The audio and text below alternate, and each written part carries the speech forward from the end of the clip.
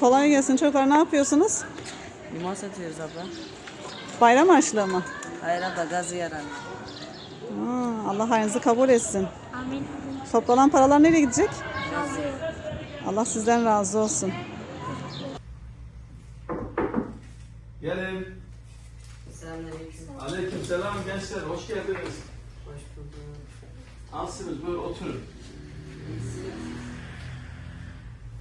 Şöyle git, şöyle git, yakın geldin, bir şey oldu. Hoş geldiniz, sefalar getirdiniz. Nasılsınız, iyi misiniz? Hayırdır, ne için geldiniz?